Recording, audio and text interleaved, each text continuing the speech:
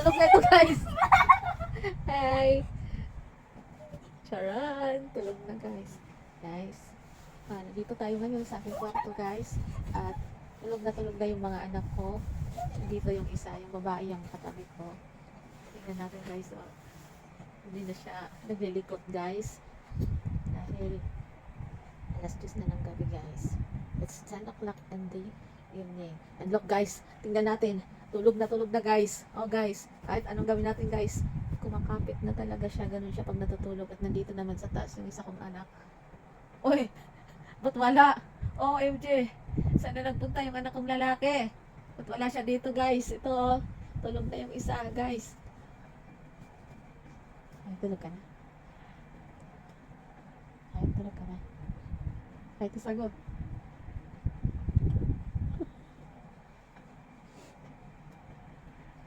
Tete, tulog ka na? Ha? Ala, sige, okay. Mag-cellphone ka muna. 30 minutes lang, ha? Asan yung cellphone mo? Kunin mo. Kung hindi ka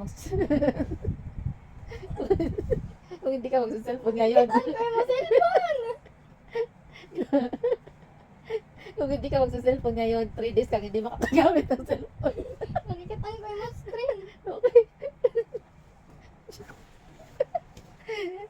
Okay. Kung hindi ka mag-cellphone ngayon, 3 days kang hindi pwedeng mag-cellphone. Bawal ang cellphone sa loob ng 3 days. Pagka-count ako ng 10. Pag hindi ka nag-cellphone ngayon, 3 days walang cellphone. Okay. 1, 2, Nakapower on na sila. 3, 4, 5, 6. Share ka na dyan, ha?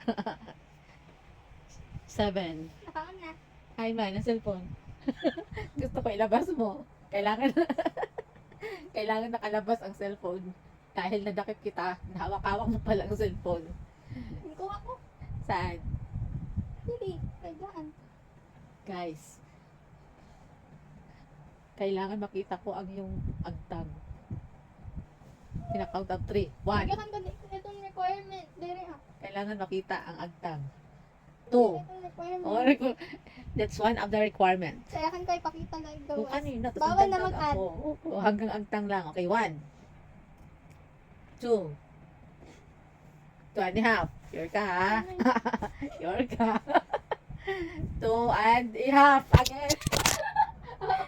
Kunin mo. Guys.